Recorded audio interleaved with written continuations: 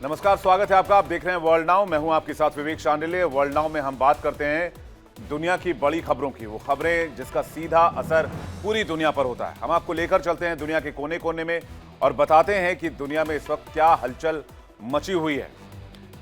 World now में आज बात करेंगे यूरोप की, जो इस वक्त भयंकर बाढ़ की त्रासदी झेल रहा है। पुर्तगाल, ब्रिटेन के कुछ हिस्सों में तूफान ने भयंकर तबाही मचाई है। सड़कें दरिया बन गई हैं। तूफान की रफ्तार के आगे जो भी आया वो तबाह हो गया। इस तूफान ने क्या तबाही मचाई है, कैसे मचाई है, तूफान से क्या बर्बादी हुई है, एक एक तस्वीर आपको दिखाएंगे। ब्रिटेन के इंग्लैंड और वेल्स बारिश और तूफान की मार झेल रहे हैं। विकसित शहर कैसे पानी की रफ्तार के आगे, कुदरत के आगे सरेंडर करते नजर आए, ये भी आपको दिखाएंगे। और आखिर यूरोप में इस तरह के तूफान तबाही क्यों मचा रहे हैं, इसे भी जानने की कोशिश करेंगे। फिर आपको बताएंगे अफ्रीकी देश कांगो की कहानी, जहां हादसे की एक ऐसी तस्वीर सामने आई जिसने सबको परेशान कर दिया। जहां एक खदान ढह जाने के कारण कम से कम 32 लोगों की मौत हो गई। आखिर यह हादसा कैसे हुआ, इन दोनों हादसों की बात एक साथ करेंगे। इसके बाद बातचीत होगी दो दुश्मनों की जो जंग के मुहाने पर आ खड़े हुए हैं। ट्रंप की सेना वेनेजुएला के बेहद करीब पहुंच गई है। आखिर ट्रंप का प्लान क्या है? निकोलस मादुरो और ट्रंप के रिश्ते कुछ खास नहीं रहे हैं। टाइम टाइम पर मादुरो पर ड्रग्स को लेकर ट्रंप निशाना साधते रहे हैं। अब ट्रंप ने अपनी सेना भेजकर टेंशन बढ़ा दी है। ट्रंप से निपटने के लिए मादुरो ने क्या प्लान बनाया है, यह भी आपको बताएंगे। फिर बात करेंगे दो दुश्मनों की सदियों पुरानी दुश्मनी की, कैसे अमेरिका और वेनेजुएला के बीच विवाद शुरू हुआ। ट्रंप वेनेजुएला पर ड्रग्स तस्करी का आरोप लगाते हैं, लेकिन क्या ट्रंप का प्लान सिर्फ ड्रग्स तस्करी रोकना है, या ट्रंप अमेरिका की चहेती सरकार वेनेजुएला में चाहते हैं? आखिर इतनी कोशिशों के बावजूद ट्रंप मादुरो को सत्ता से बेदखल करने में अब तक कामयाब क्यों नहीं हो पाए, इसकी डिटेल से भी बातचीत करेंगे।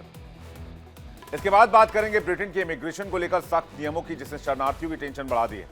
ब्रिटेन अपने देश में आने वाले लोगों को लेकर सख्त नियम बना रहा है। ब्रिटेन में शरण प्राप्त करना पहले जैसा आसान नहीं रह जाएगा। पहले जहां 5 साल बाद स्थायी निवास का रास्ता खुल जाता था, अब ये इंतजार बढ़कर 20 साल तक किया जा सकता है। आखिर ब्रिटेन सरकार ने फैसला क्यों लिया है, ये भी आपको बताएंगे। फिर आपको लिए चलेंगे मिडिल ईस्ट के एक देश ईरान में, जहां सूखे की संकट सिर पर खड़ी है। ईरान बूंद बूंद पानी के लिए तरस रहा है। मेन वाटर रिजर्वायर सूख चुके हैं। सरकार आर्टिफिशियल रेन कराने की कोशिश कर रही है। क्लाउड सीडिंग के जरिए ईरान में बारिश की उम्मीद जगी है, लेकिन क्या यह कामयाब हो पाएगा? क्योंकि क्लाउड सीडिंग तभी कामयाब होता है जब आसमान में बादल हों, और जब आसमान में बादल ही नहीं होंगे तो फिर क्लाउड सीडिंग नामुमकिन है। आखिर ईरान इस मुसीबत में कैसे फंसा है, और क्या ईरान इस मुसीबत से निकल पाएगा, या उस पानी के बगैर ईरान दम तोड़ेगा? डिटेल से आपको बताएंगे। चलिए शुरू करते हैं और देखते हैं वर्ल्ड नाउ। वर्ल्ड नाउ में सबसे पहले तबाही की तस्वीर आपको दिखाते हैं। उस तबाही की वो तस्वीर जिसने यूरोप में हाहाकार मचा दिया है। एक तूफान जिसे क्लाउडिया नाम दिया गया है, और इसने कई यूरोपीय देशों की मुश्किलें बढ़ाई हैं। तस्वीरें आपके सामने रखते हैं स्क्रीन पर। तस्वीरें आपको दिखाइए। ये देखिए तस्वीर, 3 तस्वीर आपके सामने है। किस तरह से यूरोप में इस वक्त भयंकर बारिश और बाढ़ की तस्वीर देखी जा रही है। जहां भी नजर जाएगी कुछ इसी तरह से लोग, गाड़ियां, सब सैलाब की चपेट में दिख रहे हैं। अमूमन ऐसी स्थिति भारत में मानसून के दरमियान होती है, लेकिन यूरोप में इस वक्त क्लाउडिया तूफान ने जबरदस्त तबाही मचाई है। तूफान के कारण भारी बारिश और तेज हवाएं चल रही हैं, जिससे भूस्खलन और बाढ़ की स्थिति पैदा हो गई है। पुर्तगाल में क्लाउडिया तूफान ने 3 लोगों की जान ले ली है। वहीं ब्रिटेन और आयरलैंड में भी बेहिसाब तबाही मची हुई है। बचाव टीमें लगातार काम कर रही हैं, लेकिन तस्वीरें आप देख लीजिए। एरियल फुटेज एक बार फिर से फुल स्क्रीन आपको दिखाते हैं। जहां तक आपकी नजर जाएगी सब कुछ डूबा हुआ है। घर मकान सब डूब गए हैं, गाड़ियां पानी में डूब गई हैं। रेस्क्यू रिलीफ ऑपरेशन चलाया जा रहा है। आप देख सकते हैं बोट के जरिए पीली वर्दी में रेस्क्यू रिलीफ ऑपरेशन चला रहे हैं जो रेस्क्यू वाली टीम है। तूफान क्लाउडिया से पुर्तगाल में भी भारी बारिश हुई है। आलम यह हो गया है कि बाढ़ जैसी स्थिति पैदा हो गई है। बारिश से घरों में पानी भर गया है। गाड़ियां पानी में डूबी नजर आ रही हैं। राजधानी लिस्बन के पास फरनाओ फेरे में अचानक बाढ़ आ गई, जिससे 2 बुजुर्गों की जान चली गई। बाढ़ के चलते एक बुजुर्ग दंपति अपने घर में पानी में डूब गए। वहीं एक 85 साल की ब्रिटिश महिला की मौत हो गई। बताया जा रहा है कि अल्बुफेरा में एक कैंप साइट में तेज तूफान से महिला की जान चली गई। करीब 28 लोग घायल बताए जा रहे हैं। तूफान क्लाउडिया पुर्तगाल के तटीय इलाकों में कहर बनकर टूटा है। तेज हवाओं ने अल्गरवे के अल्बुफेरा में कैंप साइट और कैरावान को चंद सेकंड में तहस नहस कर दिया। भारी बारिश से सड़कें डूब गईं। कारें तैरने लगी और कई घरों में पानी घुस गया। सरकार ने अलगवे, सेटुबाल और बेजा जिलों में हाई अलर्ट जारी कर दिया है। तेज तूफान से कई शहरों में बिजली सप्लाई ठप है। रेस्क्यू टीमें लगातार लोगों से संपर्क करने में लगी हुई हैं, लोगों को सुरक्षित जगह पर पहुंचाने में लगी हुई हैं। तूफान ने दक्षिण और मध्य पुर्तगाल को सबसे ज्यादा प्रभावित किया है। दक्षिण पुर्तगाल का फारो जिला सबसे अधिक प्रभावित हुआ है। कई नदियों में उफान आ गया है और पानी ने रिहायशी इलाकों का रुख कर लिया है। इस तूफान की रफ्तार 120 किलोमीटर प्रति घंटे की थी। इस तूफान के सामने जो भी आया सब तिनके की तरह उड़ गया। पुर्तगाल में खेती बाड़ी को, कृषि को सबसे बड़ा नुकसान हुआ है। फसलें डूब गई हैं, खेतों में पानी भरा हुआ है, कई सड़कें और हाईवेज पानी में डूब गए हैं। अलगवे, सेटुबाल और बेजा क्षेत्रों में हवाई सेवाएं बंद की गई हैं। इवन हाईवेज को घंटों बंद किया गया है। तूफान के कारण कई पेड़ उखड़ गए। पेड़ गिरने से घर, सड़क और वाहनों को भी नुकसान पहुंचा है। अलगवे के टूरिस्ट इलाके में तबाही हुई है। कई होटलों की छत उड़ गई। कैंप साइट पर खड़ी कैरावान भी हवा में पलट गई। तूफान ने पावर ग्रिड को भी नुकसान पहुंचाया है। सरकार ने 3 इलाकों में अलर्ट लेवल बढ़ा दिया है। 900 से ज्यादा फायर फाइटर, रेस्क्यू टीम और नेशनल गार्ड तैनात किए गए हैं। कुछ शहरों में तो इमरजेंसी लगाने की स्थिति तक आ गई है। फरनाओ फेरो में अचानक बाढ़ आई। इतनी तेज बाढ़ आ गई कि लोग घरों से बाहर ही नहीं निकल पाए।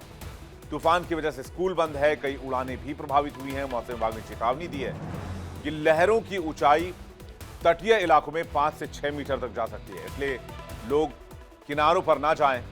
पर्यटन विभाग ने सभी बीच रिजॉर्ट्स को हाई रिस्क जोन घोषित कर दिया है और पर्यटकों से होटल में ही रहने की अपील की है। इंफ्रास्ट्रक्चर का नुकसान करोड़ों यूरो में हो सकता है। निजी संपत्ति, दुकानों, रेस्टोरेंट, होटल्स, खेतों को मिलाकर बड़ा नुकसान हुआ है और इसे एक बड़ा आर्थिक झटका माना जा रहा है इस देश के लिए। पुर्तगाल की सिविल प्रोटेक्शन एजेंसी ने कहा है कि रिकवरी में कई हफ्ते लग सकते हैं। तूफान क्लाउडिया अब धीरे धीरे कमजोर तो हो रहा है, लेकिन पहले उसने गर्म हवा खींची और बाद में ठंडी हवा के साथ मिलकर बारिश ने तबाही मचा दी, जिससे यूरोप के पश्चिमी हिस्से में बाढ़ और तूफानी हालात बन गए। तूफान पुर्तगाल से होते हुए ब्रिटेन पहुंचा, जहां वेल्स, दक्षिण पश्चिम इंग्लैंड और कुछ हिस्सों में बाढ़ का बड़ा असर देखने को मिला। ब्रिटेन जैसे देश में भी रात को 1:30 बजे अगर इमरजेंसी लगाने की स्थिति आ जाए तो सोचिए हालात किस तरह के होंगे। ये तस्वीर हम आपको आधी रात की दिखा रहे हैं, जब लोग सो रहे थे और अचानक जब बाढ़ ने और तूफान ने दस्तक दी तो स्थिति ये बन गई। पर्यावरण एजेंसी ने चेतावनी दी है। तूफान क्लाउडिया ने ब्रिटेन के वेल्स और इंग्लैंड में भारी तबाही मचाई है। क्लाउडिया आने के 1-2 दिनों में 1 महीने जितनी बारिश हो गई है। लगातार बारिश की वजह से सड़कें, घर, दुकान सब पानी में डूबने लगे हैं। दक्षिण पूर्वी वेल्स के मॉनमाउथ शहर और आसपास के इलाकों में भीषण बाढ़ आई है। स्टॉर्म क्लाउडिया के बाद कई इलाकों में नदियों में भी उफान है। भारी बारिश की वजह से इंग्लैंड के कई हिस्सों में हालात बिगड़े हैं। सरकार ने 150 से ज्यादा बाढ़ अलर्ट जारी किए हैं। मॉनमाउथ शहर में, जो दक्षिण पश्चिम वेल्स में है, वहां पानी के तेज बहाव से रिवर मॉनमाउ नदी का तट टूट गया है और पानी ने शहर के कई हिस्सों में जगह बना ली है। शहर में बड़े पैमाने पर बाढ़ की स्थिति है। सड़कें पानी से समंदर में तब्दील हो चुकी हैं। कुछ इलाकों में लोग छतों पर चढ़कर बचाव टीम का इंतजार करते नजर आ रहे हैं। बचाव टीमें नाव और हेलीकॉप्टर के जरिए लोगों का रेस्क्यू करती नजर आई हैं। मॉनमाउथ में रात के 1:30 बजे आपातकाल की घोषणा कर दी गई। फायर और रेस्क्यू टीमें, पुलिस, एम्बुलेंस और अन्य बचाव एजेंसियों के साथ मिलकर रेस्क्यू, रिलीफ और लोगों को सुरक्षित स्थानों पर ले जाने और स्वास्थ्य जांच जैसी कई कार्रवाइयां जारी हैं। तो वहीं इंग्लैंड जैसे हाईटेक शहर में भी पानी घुस गया। रेलवे ट्रैक डूबने से कई ट्रेनें रद्द करनी पड़ी। एनवायरमेंट डिपार्टमेंट ने इंग्लैंड में कई फ्लड वार्निंग्स भी जारी की थी। कुल 100 से ज्यादा फ्लड अलर्ट जारी किए गए और चेतावनी जारी की गई। यात्रियों को डू नॉट ट्रेवल की चेतावनी दी गई, क्योंकि सड़क पर जलभराव था और सफर काफी खतरनाक था। अंदाजा आप इन तस्वीरों को देखकर लगा सकते हैं। बारिश और पेड़ के गिरने से ट्रेन की सेवा भी प्रभावित हुई है। ये देखिए तस्वीर इंग्लैंड की कि किस तरह से इंग्लैंड में स्थिति बहुत बुरी तरीके से प्रभावित हो गई। आधी रात को जितने सड़कें थीं, सबवे, सी टनल से हर जगह पानी भर गया। हवा की रफ्तार कुछ जगहों पर 100 से 120 किलोमीटर पर आवर तक पहुंची। पेड़ गिरे, बिजली के खंभे गिरे, कुछ इलाकों में बिजली तक चली गई। रिपोर्ट के मुताबिक अब तक 20 घर पानी में डूबे हैं, जबकि 12,000 से ज्यादा घरों को बाढ़ सुरक्षा दीवारों और एजेंसियों की तैयारियों की वजह से बचाया गया। एजेंसी की टीमें लगातार काम कर रही हैं। दूसरी तरफ दक्षिण Wales fire and rescue service ने मेजर इमरजेंसी घोषित कर दी है। कई इलाकों में तेजी से बढ़ते पानी की वजह से हालात और ज्यादा बिगड़े हैं। मौसम विशेषज्ञों ने कहा है कि क्लाइमेट चेंज की वजह से बहुत तेजी से बना ये तूफान। पिछले कुछ सालों में यूरोप में ऐसे तूफानों की संख्या बढ़ी है। वैज्ञानिक चेतावनी दे रहे हैं कि भविष्य में ऐसी आपदाएं और बढ़ेंगी। धीमे चलने वाले लेकिन भारी बारिश वाले तूफान ज्यादा आएंगे, जिससे क्लाइमेट चेंज का असर माना जा रहा है। लेकिन इसी के साथ एक और आपदा की, एक और त्रासदी की बात करते हैं। ये इंग्लैंड में नहीं, इंग्लैंड से दूर अफ्रीकी देश कांगो में हुआ। कांगो की सबसे पहले तस्वीर आपको दिखाते हैं। देखिए तस्वीर स्क्रीन पर आपके सामने। ये तस्वीर जो आप देख रहे हैं, इसमें 50 से ज्यादा लोगों के मारे जाने की खबर है। ये पूरा कॉपर माइन का एरिया है जो आपको स्क्रीन पर दिख रहा होगा, और ये कॉपर माइन का एरिया एक साथ धंस गया। इसके अंदर कई लोग काम कर रहे थे। कांगो के दक्षिण पूर्व हिस्से में एक तांबे की खान में यह बड़ा हादसा हुआ, जहां एक पुल टूटने से कम 50 से ज्यादा लोगों की मौत हुई है और सैकड़ों लोग घायल बताए जा रहे हैं। और कहा जा रहा है अब भी कई लोग इसके अंदर दबे हो सकते हैं, जिनकी एग्जैक्ट संख्या सरकार के पास नहीं है। फुल स्क्रीन तस्वीर आपको दिखाते हैं। इस साल कांगो के सबसे भीषण खनन हादसों में से एक है ये लुआलाबा प्रांत के कलांडो साइट पर हादसा हुआ है।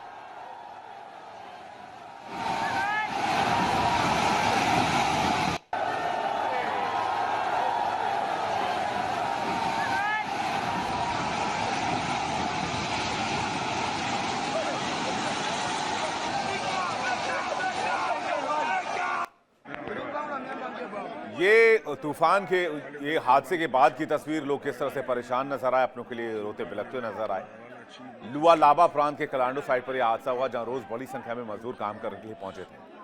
हादसा तब हुआ जब साइट की सुरक्षा में तैनात सैन्य कर्मियों की ओर से कथित तौर पर गोलीबारी कर दी गई। गोली की आवाज सुनकर मजदूरों में अफरा तफरी मच गई। घबराए हुए मजदूर एक सकरे पुल पर एक साथ चढ़ गए। भागते लोगों का भारी दबाव पुल सह नहीं पाया, पुल टूट गया और मजदूर नीचे गिर गए। एजेंसी ने बताया कि मजदूर एक दूसरे के ऊपर गिरने लगे, जिससे कई लोगों की मौत और गंभीर चोटें भी आई कई लोगों को। सरकार के मुताबिक भारी बारिश और लैंडस्लाइड के चलते खतरा की स्थिति बनी थी और खदान में काम बंद करने के निर्देश दिए गए थे, लेकिन इसके बावजूद खदान में अवैध माइनिंग चल रही थी। कांगो में आर्टिसनल खनन से 15 से 20 लाख लोगों की रोजी रोटी चलती है, लेकिन सुरक्षा के इंतजाम यहां बेहद कमजोर हैं। अक्सर बिना सुरक्षा उपकरणों के अस्तर इलाकों में काम करने के कारण ऐसे हादसे आम हो गए हैं, जहां कभी सुरंग ढह जाती है, कभी जमीन धंस जाती है, कभी भीड़ भाड़ से भरे पुल और रास्ते टूट जाते हैं।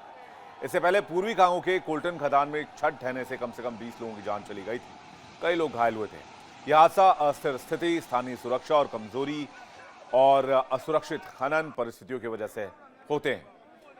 2022 में कसाई डायमंड खान में ऐसा हादसा हुआ था। कसाई प्रांत में हीरे की खदान में सुरंग ढहने से 40 से ज्यादा लोगों की मौत हो गई थी। यह भी एक गैर नियमित खनन गतिविधि का हिस्सा था, जहां सुरक्षा मानकों की कमी थी। 2019 में लुआलाबा, जो ये इलाका है जहां पर यह हादसा हुआ है, यहीं पर एक केओवी खदान है, जहां ग्लेनकोर संचालित खदान के पास 43 मजदूर मारे गए थे। खदान की दीवार गिर गई थी। घटना भी आर्सेनल जो है और कॉर्पोरेट खान चलाने वालों के बीच विवाद हुआ था, उसको इसकी वजह मानी जाती है। इन घटनाओं के बाद खदान में काम करने वाले मजदूरों की सुरक्षा पर एक बार फिर से सवाल खड़े हुए हैं कि आखिर कब तक मजदूर इस तरह से जान गंवाते रहेंगे, खासकर इस तरह से अवैध खनन के चक्कर में, जहां सरकार को ऐसे खानों को बंद करना चाहिए और वहां पर मजदूरों की एंट्री पर रोक लगानी चाहिए, नहीं तो बड़ी मात्रा में जनहानि होती है, जानमाल का नुकसान होता है, जैसे कांगो के इस हादसा में हुआ। चलिए आगे बढ़ते हैं। वर्ल्ड नाउ में बात करते हैं अमेरिका वर्सेस वेनेजुएला। जंग का एक और मोर्चा खुलता दिख रहा है। इस बार अमेरिका सीधे जंग में आ रहा है। अमेरिका वेनेजुएला के बीच युद्ध का काउंटडाउन शुरू हो चुका है और किसी भी वक्त दोनों देशों के बीच जंग शुरू हो सकती है। बस एक आदेश आना है व्हाइट हाउस से, yes you can go. America Venezuela की सेनाएं हथियारों के साथ रेडी टू एक्शन मोड में है। कैरिबियन सागर में अमेरिकी सैन्य गतिविधि तेज हो गई है। हालांकि दोनों देशों के बीच काफी वक्त से तनाव चल रहा है। तनाव है ड्रग तस्करी के आरोपों को लेकर। अमेरिका कहता है कि वेनेजुएला से अमेरिका में बड़ी मात्रा में ड्रग्स आते हैं। ड्रग्स तस्करी के आरोप लगाता है अमेरिका। कई बार ट्रंप के निर्देश पर कैरिबियन सी पर ड्रग्स ले जा रही बोट्स पर स्ट्राइक भी की गई। अमेरिका काफी वक्त से कैरिबियन सी पर अपनी ताकत से वेनेजुएला पर दबाव बनाने की कोशिश कर रहा था। अमेरिका के करीब 1 दर्जन नौसेना जहाज और सैनिक कैरिबियाई क्षेत्र में तैनात हैं। अब अमेरिका वेनेजुएला के काफी करीब आ पहुंचा है, जिसे ट्रंप के एक्शन के तौर पर देखा जा रहा है। अमेरिका का सबसे modern aircraft carrier USS Gerald Ford यहां पहुंच चुका है। ट्रंप प्रशासन इस तैनाती को ड्रग तस्करी के खिलाफ अभियान का हिस्सा बता रहा है, लेकिन वेनेजुएला के तट के इतने नजदीक इतना बड़ा सैन्य जमावड़ा दक्षिण अमेरिकी राजनीति में नई हलचलें पैदा कर रहा है। यह तैनाती ऐसे समय में हो रही है जब अमेरिका पहले ही सितंबर से ड्रग्स ले जाने वाली नावों पर 20 हमले कर कम से कम 80 लोगों को मार चुका है। अब तनाव का सबसे बड़ा संकेत सामने है। यह क्राफ्ट कैरियर किसी बाहुबली से कम नहीं है। इस पर 4000 से ज्यादा नौसैनिक तैनात हैं, दर्जनों लड़ाकू विमान तैनात हैं। यह चलता फिरता एयरबेस है और यह तैनाती ऐसे समय में हुई है जब अमेरिकी अधिकारियों ने सार्वजनिक रूप से चेतावनी दी है कि हालात सैन्य कार्रवाई की ओर बढ़ सकते हैं। यूएसएस गेराल्ड फोर्ड की तैनाती अमेरिका द्वारा वेनेजुएला की मादुरो सरकार पर दबाव बनाने की रणनीति के तौर पर देखा जा रहा है। सबसे पहले जानिए यूएसएस गेराल्ड फोर्ड के बारे में, फिर आपको बताएंगे अमेरिका की स्ट्रैटेजी और उसकी रणनीति क्या है। यूएसएस गेराल्ड फोर्ड अमेरिका का सबसे नया और अत्याधुनिक एयरक्राफ्ट कैरियर है। 2017 में अमेरिकी नौसेना को यह हैंडओवर किया गया था। यह दुनिया का सबसे बड़ा और सबसे महंगा युद्धपोत माना जाता है। अमेरिका के 38वें राष्ट्रपति गेराल्ड आर फोर्ड के नाम पर इसका नाम रखा गया। यह जहाज न्यूक्लियर एनर्जी से चलता है। इसे पेट्रोल, डीजल जैसे किसी भी दूसरी ऊर्जा की आवश्यकता नहीं है। यह न्यूक्लियर एनर्जी से चलता है, जो कि असीमित है। यानी समुद्र में महीनों तक, सालों तक, दशकों तक बिना रुके ये रह सकता है, चल सकता है, क्योंकि इसमें बार बार ईंधन भरने की जरूरत नहीं पड़ती है। 5000 से ज्यादा नौसैनिक इस पे रहते हैं, तैनात हैं। 75 फाइटर जेट का संचालन होता है इससे। इसमें पुराने जहाज से ज्यादा नई तकनीक है। इसमें ईमेल्स और उन्नत रडार सिस्टम है जो दुश्मन की हर चाल को पकड़ता है। इसमें मिसाइलें लगाई गई हैं, तोपें लगाई गई हैं और डिफेंस सिस्टम अत्याधुनिक लगे हुए हैं। USS Gerald R Ford America की समुद्री ताकत का बाहुबली है। यह जहाज अकेले ही बड़ी लड़ाई को जीतने की क्षमता रखता है। यह लंबी दूरी तय कर सकता है, दुश्मन को आसानी से हरा सकता है और अपने साथ काम करने वालों की सुरक्षा की गारंटी देता है। इसलिए इसे दुनिया का सबसे खतरनाक और सबसे शक्तिशाली विमानवाहक पोत माना जाता है। इस जहाज का काम होता है अमेरिका के लिए समंदर में सुरक्षा करना और जरूरत पड़ने पर लड़ाई में हिस्सा लेना। अब वेनेजुएला के पास इसकी तैनाती वेनेजुएला और अमेरिका के बीच टेंशन बढ़ा रही है। कैरिबियन में बढ़ती अमेरिकी सैन्य उपस्थिति के बीच राष्ट्रपति डोनाल्ड ट्रंप बड़े अधिकारियों के साथ व्हाइट हाउस में धड़ाधड़ बैठकें कर रहे हैं। इससे पहले ट्रंप ने कहा था कि वेनेजुएला के खिलाफ सैन्य कार्रवाई करने या न करने पर जल्द फैसला लिया जा सकता है, जिस पर अमेरिकी राष्ट्रपति ने अवैध ड्रग से पैसा कमाने का आरोप लगाया था। ट्रंप ने कहा था कि मैं आपको नहीं बता सकता कि ये क्या होगा, लेकिन मैंने वेनेजुएला पर अपना मन बना लिया है। इंटरनेशनल मीडिया रिपोर्ट्स की माने तो अधिकारियों ने ट्रंप को वेनेजुएला में सैन्य अभियानों के विकल्पों के बारे में जानकारी दी है, जिसका मकसद निकोलस मादुरो को वहां की सत्ता से हटाना है। अमेरिकी सेना ने इसे ऑपरेशन सदर्न स्पीयर का नाम दिया है, जिसका पेंटागन की तरफ से सुझाव दिया गया था। इसके तहत 1 दर्जन से ज्यादा युद्धपोत और 15,000 सैनिकों को कैरिबियन क्षेत्र में तैनात किया गया है। वो हमला करने के लिए अब व्हाइट हाउस के आदेश का, पेंटागन के आदेश का इंतजार कर रहे हैं। अमेरिका ने कैरिबियन क्षेत्र में बड़ी सैन्य तैनाती की है और ये कई सालों में सबसे बड़ी मानी जा रही है। 10,000 सैनिक, हवाई जहाज, फाइटर जेट्स तैनात किए गए हैं, जो संकेत दे रहे हैं कि अमेरिका सिर्फ दबाव बनाने की रणनीति नहीं, बल्कि संभावित सैन्य ऑपरेशन की वास्तविक तैयारी पर भी विचार कर रहा है। मादुरो के पास 2 ही ऑप्शन है, या तो अमेरिका से लड़ें या फिर सरेंडर कर दें। वेनेजुएला की सरकार ने अपनी सेनाओं की तैनाती भी बढ़ाने का फैसला किया है, यानी मादुरो सरेंडर करने के मूड में नहीं है, वो एक्शन के मूड में है। सुरक्षा व्यवस्था को भी मादुरो मजबूत कर रहे हैं। अमेरिकी सरकार वेनेजुएला के राष्ट्रपति निकोलस मादुरो को देश का वैध नेता नहीं मानती। विदेश मंत्री मार्को रूबियो ने आरोप लगाया कि मादुरो की सरकार ड्रग तस्करों के साथ मिलकर ट्रांजिशन नेटवर्क की तरह काम करती है। मादुरो जनवरी में फिर से राष्ट्रपति बने थे, लेकिन वोटिंग में धोखाधड़ी के आरोप लगे थे। विदेश मंत्री रूबियो ने कहा कि ना तो मादुरो और न ही उसकी साथी वेनेजुएला की असली सरकार है। वहीं दूसरी तरफ वेनेजुएला सरकार कहती है कि अमेरिका का यह कहना कि मादुरो सरकार को हटाने की साजिश है, वेनेजुएला इसे अपनी संप्रभुता के लिए एक बड़ा खतरा मान रहा है और वो कह रहा है कि अमेरिका की धमकी है ये। मादुरो ने अपने देश में मिलिशिया को भी तैयार कर लिया है और लोगों को सचेत कर दिया है। मादुरो ने कहा है कि हम मुकाबला करेंगे अमेरिका का और ट्रंप को करारा जवाब देने की कोशिश की है। क्या रिएक्शन और क्या प्लान है मादुरो का वेनेजुएला का, ये देखिए। मादुरो ने इंडिपेंडेंस प्लान 200 बनाया है। इसके तहत 2 लाख सैनिकों को मोबिलाइज किया गया है। सेना, पुलिस और मिलिशिया सबको एक साथ जोड़ रहे हैं। सभी बेस एक्टिव, हवा, समुद्र, जमीन पर तैनाती बढ़ा दी गई है। वेनेजुएला की फौज 1,25,000 की है और 8 मिलियन मिलिशिया शामिल किए गए हैं, जिसकी दावा किया गया 80 लाख मिलिशिया तैयार होने का दावा मादुरो कर रहे हैं। यानी मादुरो पूरी तरह से अमेरिका के साथ जंग के मूड में आ चुके हैं। तभी तो मादुरो ने काराकस में रैली में ललकारते हुए कहा था, ट्रंप शांति बनाओ, जंग मत छेड़ो, लीबिया या अफगानिस्तान जैसा मत करो। लेकिन अमेरिका कहता है मादुरो अवैध है, ड्रग तस्कर है। ट्रंप ने पहले ही CIA को वेनेजुएला में लीथल ऑपरेशंस की इजाजत दे रखी है। अमेरिका ने कार्टेल दे लॉस सोलेस को आतंकी संगठन घोषित किया है। 24 नवंबर से इस ग्रुप को अमेरिकी विदेशी संगठन FTO माना जाएगा। कार्टेल दे लॉस सेलोस एक ऐसा ग्रुप है जिसके बारे में अमेरिका कहना है कि इसे वेनेजुएला के राष्ट्रपति निकोलस मादुरो चलाते हैं। अब अमेरिका ने इस ग्रुप को आतंकवादी संगठन घोषित करने का फैसला किया। इसका मतलब यह कि मादुरो को भी आतंकवादी मान लिया गया है, क्योंकि अमेरिका का आरोप है कि इस ग्रुप के प्रमुख मादुरो हैं। लेकिन मादुरो इस आरोप को पूरी तरह गलत बताते हैं। मादुरो पहले ही अमेरिकी आरोपों और संभावित हमलों को झूठी जंग बता चुके हैं। उन्होंने सोशल मीडिया पर लिखा कि वेनेजुएला की जनता हर अपराधी आक्रामकता के खिलाफ देश की रक्षा के लिए तैयार है। वेनेजुएला की सेना और सत्ताधारी सोशलिस्ट पार्टी ने भी हाल के दिनों में बड़े पैमाने पर तैयारी की है। आम लोगों को मिलिट्री ऑपरेशन के लिए तैयार किया जा रहा है। हालांकि एक्सपर्ट्स का कहना है कि वेनेजुएला की सेना अमेरिका के सामने 3 से 5 दिन ही टिक पाएगी। अगर हम सेना की ताकतों को कंपेयर करें, वैसे कंपैरिजन तो बनता नहीं है, लेकिन फिर भी देख लेते हैं आंकड़े क्या कहते हैं। अमेरिका के सक्रिय सैनिकों की संख्या है 14 लाख। दुनिया के सबसे ताकतवर और नए हथियार अमेरिका के पास हैं।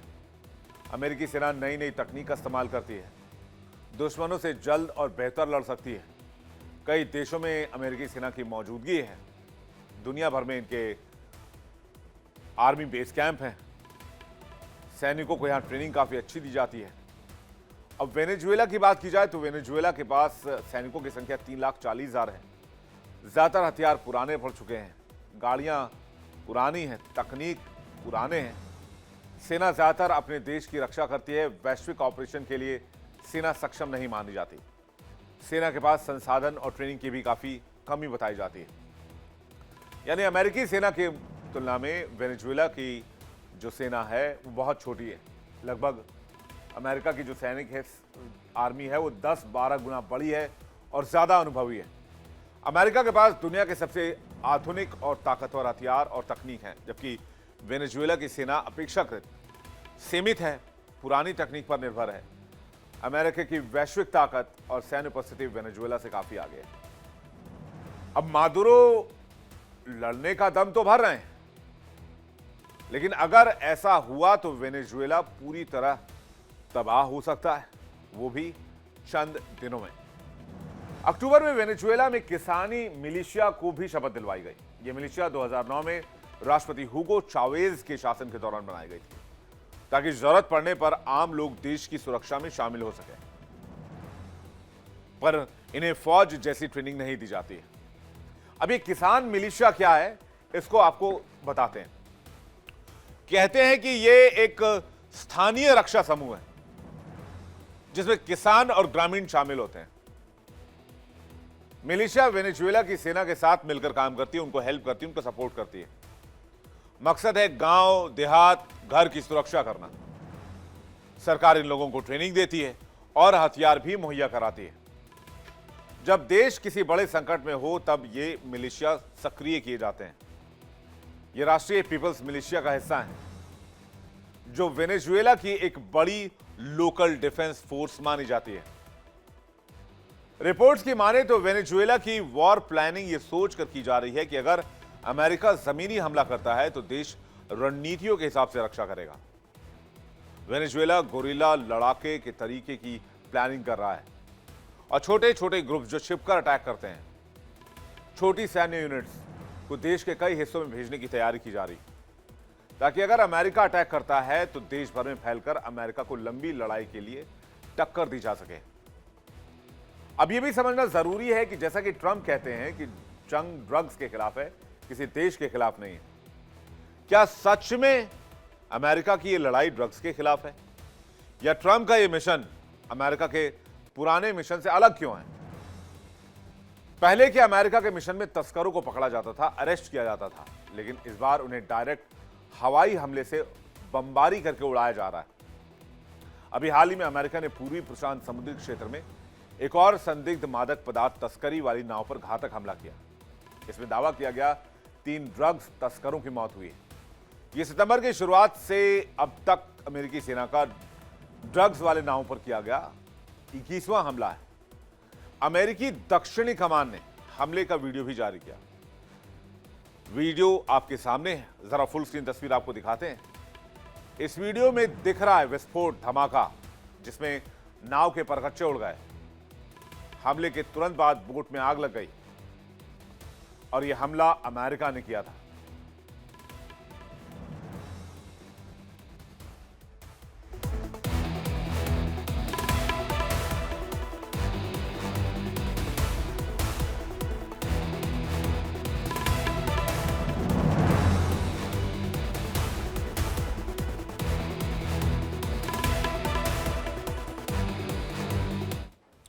इस हमले के पहले ट्रंप ने सोशल मीडिया पोस्ट पर लिखा था, मेरे आदेश पर अमेरिकी सेना ने ड्रग तस्करी करने वाले कातिल और नार्को टेररिस्ट पर स्ट्राइक की। ये लोग वेनेजुएला से नशीले पदार्थ लेकर अमेरिका की ओर जा रहे थे। अमेरिका ने 10 नवंबर को भी पूर्वी प्रशांत महासागर में 2 संदिग्ध नावों पर हवाई हमला किया था। अमेरिका के रक्षा सचिव पीट हेग्सेथ ने बताया कि नाव ड्रग्स लेकर जा रहे थे। इसमें 6 लोग मारे गए थे। कब कब अमेरिका ने वेनेजुएला का नाम लेकर या ड्रग्स का नाम लेकर नावों को निशाना बनाया, यह भी आपको बताते हैं। 2 सितंबर 2025 की बात है। वेनेजुएला के एक नाव पर हमला किया गया और इस बोट को हमला करके उड़ा दिया गया। इसमें सवार सभी 11 लोगों की मौत हो गई। 15 और 16 सितंबर 2025 को 2 और नावों पर हमला किया गया। इसमें 3 लोग मारे गए। यह सब एंटिसिपेशन पे कि इसमें ड्रग्स था, लेकिन ट्रंप पे सवाल ये उठाए गए कि आपको कैसे पता चला कि एक नाव जो समंदर में जा रही है उसमें ड्रग्स भरा है। 19 सितंबर 2025 वेनेजुएला के जहाज को निशाना बनाया गया। इसमें 3 लोगों की जान चली गई। इसे काइनेटिक स्ट्राइक बताया गया। 3 अक्टूबर 2025 को अमेरिका ने एक नाव पर फिर अटैक किया। इसमें 4 लोग मारे गए। ट्रंप ने बोट में काफी बड़ी मात्रा में ड्रग्स होने का दावा किया और वो कह रहे थे कि इतना ड्रग्स था कि 25 से 50,000 लोगों की जान जा सकती थी। 16 अक्टूबर की बात है। मादक पदार्थों की तस्करी करने वाली एक संदिग्ध नाव पर फिर हमला किया गया। इसमें 6 लोगों की मौत हो गई। 17 अक्टूबर 2025 को फिर एक नाव पर हमला हुआ। कहा गया लोगों का संबंध कोलंबिया के ELN से है। फिर 22 अक्टूबर 2025 को एक नाव को पूरी प्रशांत में निशाना बनाया गया, जिसमें 3 लोगों की जान चली गई। 27 अक्टूबर 2025 को एक बड़ा ऑपरेशन किया गया, जिसमें 4 नावों को निशाना बनाया गया। 3 हमले हुए, कुल 14 लोगों की जान चली गई। 29 अक्टूबर 2025 एक और नाव पर हमला किया गया, जिसमें 4 लोग मारे गए। 3 नवंबर 2025 पूर्वी प्रशांत महासागर में एक नाव पर हमला हुआ, जिसमें 6 लोग मारे गए। 4 नवंबर 2025 एक नाव पर हमला हुआ, जिसमें 2 लोगों की मौत हो गई। 15 नवंबर 2025 कैरेबियाई सागर में ड्रग तस्करी कर रही एक नाव पर हमला किया गया। इस हमले में फिर से 3 लोग मारे गए। और हर बार अमेरिका और डोनाल्ड ट्रंप का दावा यह था कि ये नाव ड्रग्स कैरी कर रहे थे। दुनिया ने पूछा कि आपको कैसे पता चला कि इस नाव में ड्रग्स था। हर बार डोनाल्ड ट्रंप ने दावा किया। तो कहीं ना कहीं वेनेजुएला को अभी तक अमेरिका ने बहुत भरसक उकसाने की कोशिश की है। सितंबर 2025 से नवंबर 2025 के बीच कुल 21 हवाई हमले हुए, जिसमें लगभग 83 लोगों की जान जा चुकी है। और हर बार ट्रंप इन हमलों के लिए एक ही भाषा का इस्तेमाल करते हैं। अमेरिका की तरफ से वीडियो जारी किया जाता है और बताया जाता है ड्रग तस्करों को मारा गया है, लेकिन कोई ठोस सबूत नहीं दिया जाता कि जिन लोगों को मारा क्या वाकई वो ड्रग तस्कर थे, जिन नावों को उड़ाया क्या वाकई उनमें ड्रग्स थे। ट्रंप की पॉलिसी की दुनिया भर में काफी आलोचना हुई और इसी सवाल को लेकर हुई। इसे गैर कानूनी, मनमाना और तानाशाही वाला रवैया बताया गया। एक रिपोर्ट में दावा किया गया कि अमेरिका की इस कार्रवाई की वजह से ब्रिटेन ने अमेरिका से इंटेलिजेंस शेयरिंग बंद कर दी है। अब ट्रंप वेनेजुएला के पीछे क्यों पड़े हैं? वाकई क्या ड्रग्स कार्टेल का मामला है या फिर माजरा कुछ और है? इसके लिए आपको दोनों देशों के पुराने संबंधों के बारे में जानना होगा। दरअसल अमेरिका और वेनेजुएला के बीच करीब 25 साल से दुश्मनी चल रही है, जिसका एग्जाम्पल लिखा था 2006 में जनरल असेंबली में। उस वक्त वेनेजुएला के राष्ट्रपति थे हुगो चावेज और वेनेजुएला में बहुत फेमस थे, लेकिन वो अमेरिका के कट्टर विरोधी थे। 2006 में वो यूएन के मंच पर आए ठीक एक दिन पहले उसी मंच से ये अमेरिका के उस वक्त के राष्ट्रपति जॉर्ज बुश ने एक स्पीच दी थी। हुगो चावेज ने क्रॉस का साइन बनाकर उन्हें डेविल कहा। चावेज ने कहा कल यहां पर शैतान आया था और अभी भी उसकी बू यहां आ रही है। यानी चावेज ने अमेरिका के प्रेसिडेंट को सोच समझकर शैतान कहा। फिर 2013 में चावेज की मौत हो गई। उनके चुने हुए न्यूक्लियस मादुरो सत्ता पर बैठे। मादुरोस की जनता उनको उतनी पसंद नहीं करती जितना चावेज को पसंद करती थी, और ना ही मादुरो की नीतियों ने वेनेजुएला को बहुत ज्यादा डेवलपमेंट दिया। 2018 में दोबारा राष्ट्रपति चुनाव हुए तो मादुरो दोबारा राष्ट्रपति बन गए। विपक्ष ने वोटिंग में धांधली का आरोप लगाया। राजधानी में जमकर प्रदर्शन हुए। इन प्रदर्शनों को अमेरिका के समर्थन के तौर पर देखा गया, यानी देश में जो कुछ हो रहा था उसके पीछे कहीं ना कहीं अमेरिकी एजेंसी थी, अमेरिका का हाथ था। जुआन ग्वाइडो ने अंतरिम राष्ट्रपति होने का ऐलान किया और कई देशों और अंतर्राष्ट्रीय समूहों ने चुनाव को विवादित माना। मादुरो को वैध राष्ट्रपति मानने से इनकार कर दिया गया। ग्वाइडो को 50 देशों ने समर्थन देकर राष्ट्रपति घोषित किया। अब वेनेजुएला में 2 राष्ट्रपति हो गए थे। उस वक्त ट्रंप का पहला कार्यकाल था। ट्रंप ने वेनेजुएला पर सैंक्शंस लगाए, जिसका वेनेजुएला पर काफी बुरा असर हुआ। और दूसरे कार्यकाल में ट्रंप ने ड्रग तस्करों पर एक्शन से मादुरो को घेरना शुरू कर दिया। अब डोनाल्ड ट्रंप ने मादुरो के खिलाफ ड्रग्स पॉलिसी शुरू की और वेनेजुएला को नार्को स्टेट कह दिया। सरकार पर ड्रग्स तस्करों के साथ मिले होने का आरोप लगाया। मादुरो पर इनाम की रकम $50 मिलियन कर दी गई, जिससे वो दुनिया में ड्रग्स रोकथाम में लगाए ईमान में मोस्ट वांटेड बन गए। यानी कि किसी भी ड्रग कार्टेल के टॉप के ऊपर लगा हुआ सबसे बड़ा इनाम। अब ये क्या सिर्फ ड्रग्स का मामला है या मादुरो को सत्ता से हटाने की कोशिश? अमेरिका निकोलस मादुरो की सरकार को तानाशाह मानता है। इसके साथ ही वेनेजुएला पर सैंक्शन से दोनों देशों के तेल संबंधों पर भी असर हुआ। ऐसा माना जाता है कि डोनाल्ड ट्रंप की नजर वेनेजुएला के ऑयल रिजर्व पर है। वेनेजुएला के पास सऊदी अरब से भी ज्यादा ऑयल है। तेल वेनेजुएला की असली ताकत है। इस देश के पास दुनिया का सबसे बड़ा तेल भंडार है। तेल के निर्यात से होने वाली कमाई उसकी अर्थव्यवस्था को रफ्तार देती है। एक समय पर देश को होने वाली कमाई में तेल की हिस्सेदारी 90% तक थी।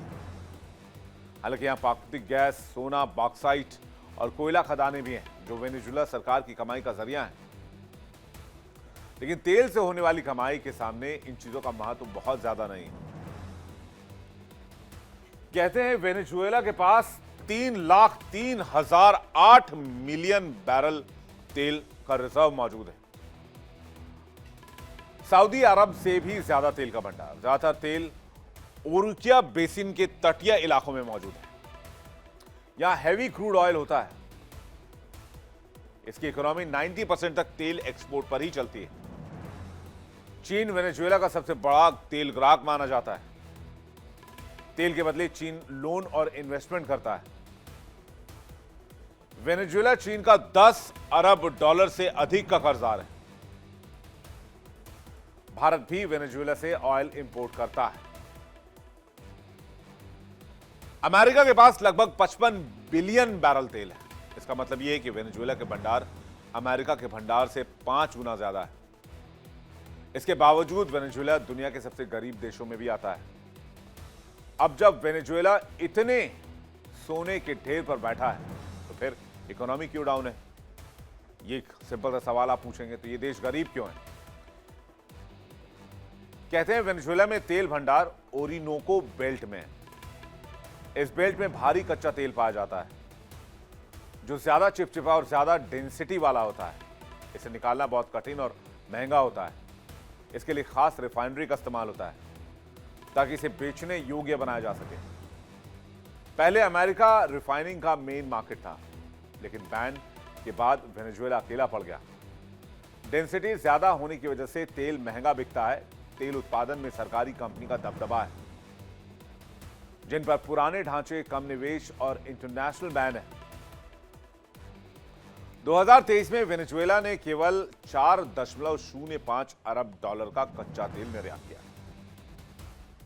अमेरिका के बैन से वेनेजुएला अमेरिका के दुश्मनों के करीब गया, जो भी ट्रंप को चुभता है, जैसे कि चीन के करीब जाना, रूस के करीब जाना और ईरान के करीब जाना। चीन वेनेजुएला की इकोनॉमी की मेन सपोर्ट सिस्टम है, जिसमें वेनेजुएला को लोन भी दिया है। इससे चीन को सस्ता तेल मिलता है और वेनेजुएला को गुजारे के लिए पैसा। रूस वेनेजुएला का मिलिट्री पार्टनर है, जिसने वेनेजुएला को 4 बिलियन डॉलर के हथियार बेचे हैं। 2025 में पुतिन के साथ मादुरो ने मिलिट्री डील भी साइन की थी। तो वहीं ईरान रिफाइनिंग में मदद करता है। ये देश कहीं ना कहीं वेनेजुएला के साथ हैं, जिससे भी ट्रंप बौखलाए रहते हैं। और ये भी एक अहम पॉइंट है जिससे कि अमेरिका और वेनेजुएला में नहीं बनती, मादुरो और ट्रंप में नहीं बनता। लेकिन अब डोनाल्ड ट्रंप चाहते क्या? डोनाल्ड ट्रंप चाहते हैं रिजीम चेंज हो, एक ऐसी रिजीम हो जो अमेरिका को फेवर करे। लेकिन क्या वेनेजुएला में सरकार बदलना है, रिजीम चेंज करना इतना आसान है? इसका जवाब है यह काम इतना आसान नहीं। इसके लिए अमेरिका को बहुत बड़ा और गंभीर कदम उठाने होंगे और उसमें जोखिम काफी ज्यादा है। लेकिन अगर अमेरिका वेनेजुएला के राष्ट्रपति मादुरो को हटाने में कामयाब हो जाता है तो इसमें ट्रंप और उनकी टीम की बड़ी कामयाबी मानी जाएगी, क्योंकि इससे पहले कई अमेरिकी सरकारें, जिनमें ट्रंप की सरकार भी शामिल है, ऐसा करने में कामयाब नहीं हो पाई है। अगर ट्रंप वेनेजुएला में सैन्य कार्रवाई का आदेश देते हैं तो उन्हें कई बड़ी मुसीबतों का सामना करना पड़ सकता है। मादुरो ने अमेरिका को युद्ध बंद करने की अपील दी है और चेतावनी दी है कि सैन्य हस्तक्षेप से बड़ी समस्या हो सकती है। अब ट्रंप जो इल्जाम लगाते हैं वेनेजुएला पर ड्रग्स को लेकर, वो कितने सही हैं? दरअसल वेनेजुएला में ड्रग्स तस्करी एक बड़ी दिक्कत है, बात तो है, जो अमेरिका समेत कई देशों के लिए उनके इंटरनल सिक्योरिटी और एक सोशल इशू बनकर उभरा है।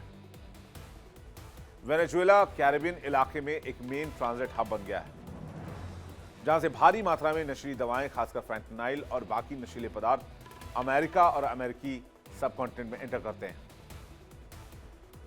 कोलंबिया से आने वाले कोकीन के लिए वेनेजुएला, मध्य अमेरिका और मैक्सिको और हैती जैसे कैरिबियाई देशों से होते हुए अमेरिका तक पहुंचने का रास्ता रहा है। यह तस्करी समुद्री जहाजों, नावों और गुप्त रास्तों से होती है। 2010 से वेनेजुएला भी धीरे धीरे कोकीन का उत्पादक बना और ट्रेन डे अरागुआ जैसे गिरोह ड्रग तस्करी और हिंसा में सक्रिय हुए। ये गिरोह ड्रग्स को अंतर्राष्ट्रीय बाजार में पहुंचाने का काम करते हैं।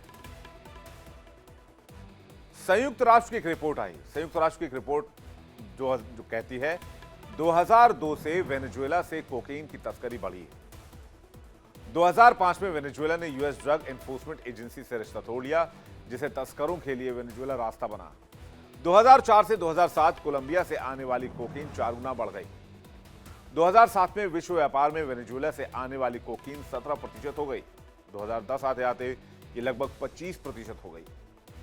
2015 में यह बढ़कर लगभग 33% हो गई। दक्षिण अमेरिका से निकलने वाली जो कोकेन थी वो वेनेजुएला से ही जाती थी। अमेरिका का मानना है कि ड्रग्स जो अमेरिका में जाती है उसमें वेनेजुएला का सबसे बड़ा योगदान है, क्योंकि वेनेजुएला के पड़ोसी देश ब्राजील, कोलंबिया भी ड्रग्स के तस्कर माने जाते हैं। अब आने वाले वक्त में ये मोर्चा जब खुलेगा तो फिर हार किसकी होगी और जीत किसकी होगी, और कौन कितनी जल्दी अपना टास्क पूरा करके इस इलाके से निकलेगा, ये देखने वाली बात होगी। चलिए अगली खबर की बात, वर्ल्ड नाउ में बात करेंगे ब्रिटेन की, जो अब ट्रंप के रास्ते पर है। ब्रिटेन अपनी शरणार्थी प्रणाली में एक बड़ा बदलाव करने जा रहा है। नई लेबर सरकार ने साफ कर दिया है कि अब शरण पाने वाले लोगों को स्थायी निवास जल्द नहीं मिलेगा। इमिग्रेशन को लेकर सरकार अब सख्ती अपनाएगी। ब्रिटेन की लेबर सरकार ने शरणार्थियों के लिए मुश्किलें पैदा कर दी। शरणार्थियों के लिए बने कई सुरक्षा प्रावधानों को कड़ा करने और कई लाभों को बंद करने का ऐलान किया गया है। सरकार ने इस कदम को देश की सुरक्षा के लिए, इंटरनल सिक्योरिटी के लिए जरूरी बताया है। सरकार का कहना है कि यह कदम अवैध प्रवासियों को रोकने और कट्टरपंथियों की बढ़ती लोकप्रियता का जवाब देने के लिए उठाया जा रहा है। नए नियम डेनमार्क के सख्त मॉडल पर आधारित होंगे। प्रधानमंत्री कीर स्टारमर पर दबाव बढ़ रहा है क्योंकि anti immigration party reform UK तेजी से लोकप्रिय हो रही है। सरकार दबाव में थी और वोटर्स के मूड को देखते हुए उन्होंने ऐसा कदम उठाया है। ऐसे में उन लोगों के लिए जो सख्ती होगी जो फ्रांस से छोटी नाव में सवार होकर गैर कानूनी तरीके से ब्रिटेन में दाखिल होते हैं। ब्रिटेन सरकार ने कहा है कि वो इस नीति में डेनमार्क और जैसे यूरोपीय देशों से प्रेरणा लेगी। डेनमार्क को यूरोप में प्रवासियों के लिए सबसे सख्त देशों में से एक गिना जाता है।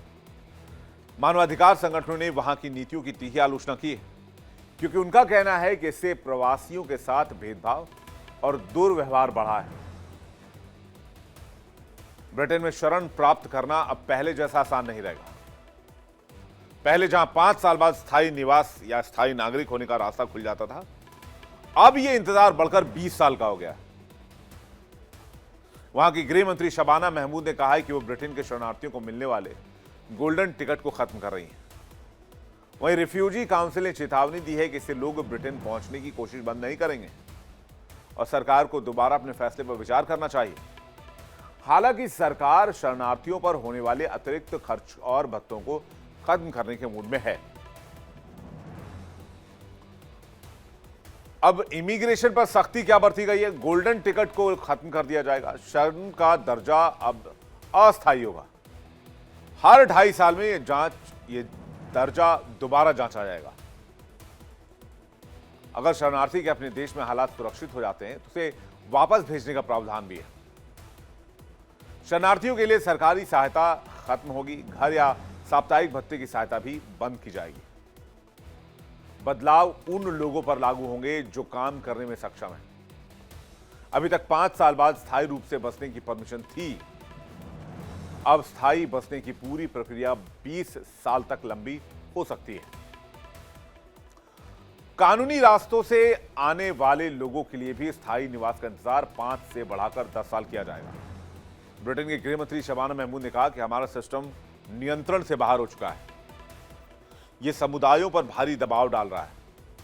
इसे ठीक करना बेहद जरूरी हो गया है ताकि ब्रिटेन में न्यायपूर्ण शरण व्यवस्था बनी रहे।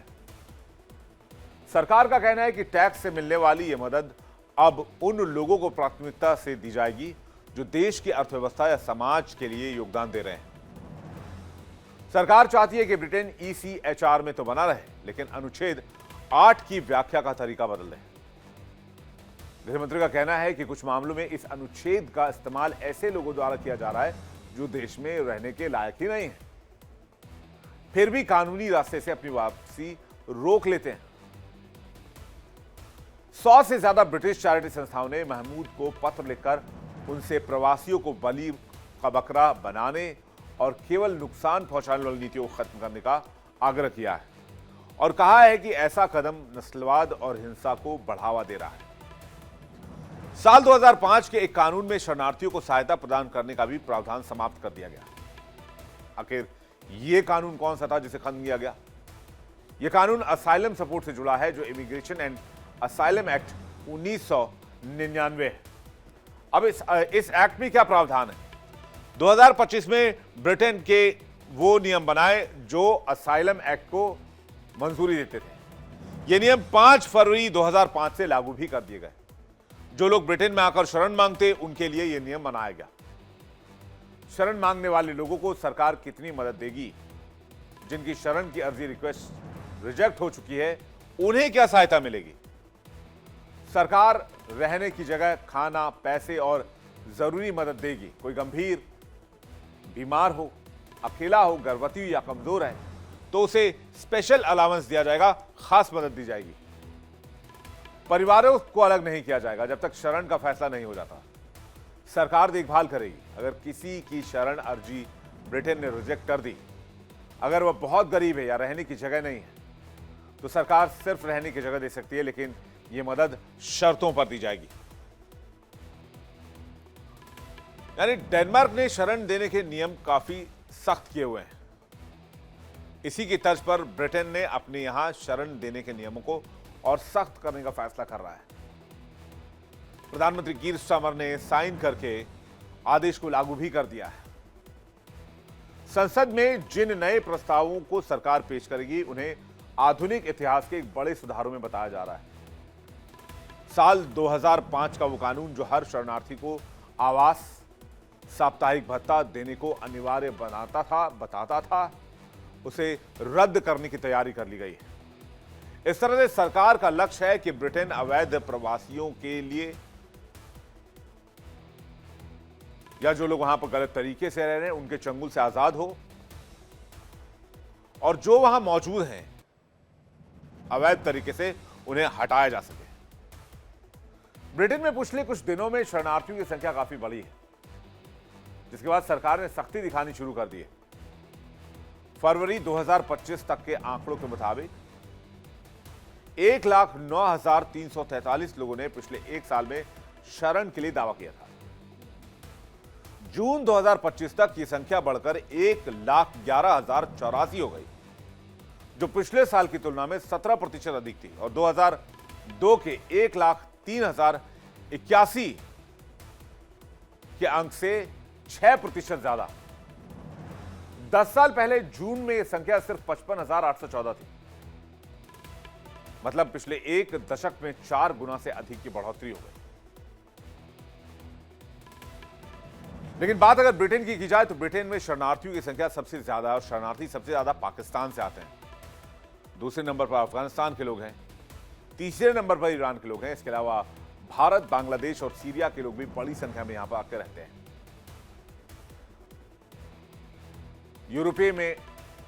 यूरोपीय देशों में अन्य हिस्सों की तुलना में ब्रिटेन में अधिकांश दावेदार एशियाई देशों से आते हैं।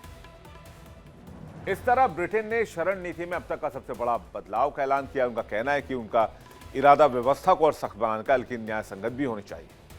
वहीं आलोचक कह रहे हैं कि नीतियां इंसानियत, मानवीय मूल्यों के खिलाफ है। इससे कई निर्दोष लोगों की जिंदगी में अनिश्चितता आ जाएगी। ऐसे में इसे लागू नहीं किया जाना चाहिए, लेकिन सरकार मन बना चुकी है इसे लागू करना है। अब चलिए वर्ल्ड नाउ में बात करते हैं एक और इंपॉर्टेंट खबर की। मिडिल ईस्ट का एक ऐसा देश जो एक एक बूंद पानी के लिए तरस रहा है। ईरान दशकों में सबसे पहली बार इतनी गंभीर सूखे का सामना कर रहा है। ईरान में पानी का अकाल आ चुका है। जी हां, ईरान की राजधानी तेहरान में लोगों को इसका दंश झेलना पड़ रहा है। ईरान की सरकारी मीडिया के मुताबिक इस वक्त यह देश ऐतिहासिक सूखे की स्थिति से जूझ रहा है। देश के 97% हिस्से में पानी सूख चुका है। पीने के पानी का मेन सोर्स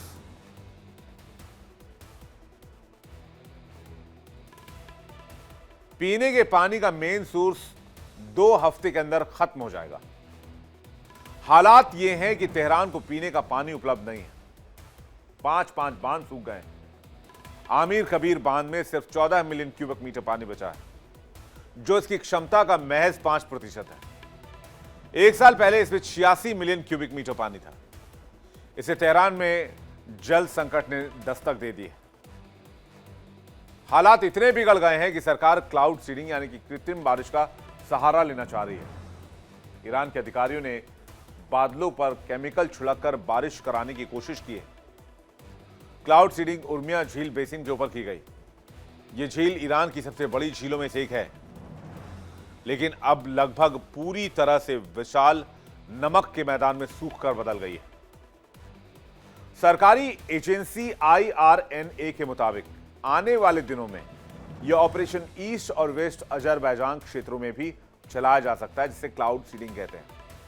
ईरान के मौसम विज्ञान केंद्र ने बताया है कि देश में बारिश में 89% की कमी आई है। अब आप वो दो तस्वीर सोचिए, एक तरफ इंग्लैंड में बाढ़, क्लाउडिया तूफान, और दूसरी तरफ ईरान में सूखा, एक एक बूंद के लिए तरसते लोग। और इसलिए ईरान में क्लाउड सीडिंग अभियान के तहत उत्तर पश्चिम में उर्मिया झील के बेसिन में क्लाउड सीडिंग विमानों को उपकरणों से लैस किया गया है। हालांकि इस तकनीक का इस्तेमाल पहले भी होता रहा है, जिसमें बारिश के रूप में नमी को छोड़ने के लिए रसायनों को बादलों में फैलाया जाता है। क्लाउड सीडिंग में बादलों के अंदर सिल्वर आयोडाइड या पोटेशियम आयोडाइड जैसे रसायन का छिड़काव होता है। यह काम हवाई जहाज से या फिर जमीन पर लगे स्प्रे जनरेटर से किया जाता है। रसायन बादलों में जाकर पानी की बूंदों के बनने की प्रक्रिया को तेज करता है और इससे बारिश की संभावना बढ़ जाती है। यह तकनीक कई देशों में कई दशकों से इस्तेमाल भी हो रही है। UAE भी पानी की कमी से निपटने के लिए इसे बड़े पैमाने पर अपनाता है। इस विधि की शुरुआत 1940 के दशक में हुई थी। 1960 के दशक में अमेरिका के पश्चिमी इलाकों में ज्यादातर जो बर्फ के लिए लोकप्रिय थे, वहां पर इसे आम माना गया। अगर बात ईरान की करें तो ईरान मिडिल ईस्ट का एक बड़ा देश है, जिसमें ज्यादातर इलाका रेगिस्तान और पहाड़ी क्षेत्र का है। यहां का मौसम ज्यादातर शुष्क रहता है, गर्मी ज्यादा रहती है। ग्लोबल वार्मिंग की वजह से तापमान बढ़ा है, जिससे बारिश कम हो रही है। ईरान में कम बारिश क्लाइमेट चेंज को सूखे की वजह माना जा रहा है, लेकिन अकेले ये ईरान के ऐसे हालात के लिए सिर्फ ईरान जिम्मेदार नहीं है। ईरान को प्रकृति ने जितना पानी दिया, कई दशकों से ईरान ने उस पानी का उससे 100 गुना ज्यादा दोहन किया, जिससे पहले नदियों और जलाशयों का जलस्तर कम हुआ, फिर अंडरग्राउंड वाटर का इस्तेमाल बढ़ गया। आज ईरान जिस स्थिति में है, उसकी वजह वो खुद है। ईरान ने पानी बर्बाद किया, जल संसाधनों का सही तरीके से प्रबंधन नहीं किया, जमीन के नीचे का पानी ज्यादा यूज किया, सिंचाई के वही पुराने तरीके अपनाए गए, पानी बचत करने के लिए आम लोगों को जागरूक नहीं किया, और इससे पानी की भारी कमी और जल संकट जैसी स्थिति आज ईरान में बनी हुई है। और अगर बारिश नहीं होती है, क्लाउड सीडिंग कामयाब नहीं होती है, तो ईरान में अगले 2 हफ्ते के बाद क्या होगा, इसे सोच पाना भी बहुत मुश्किल लगता है, रूह को कपा देने वाला लगता है, जिसे शब्दों में बयां कर पाना भी मुश्किल है।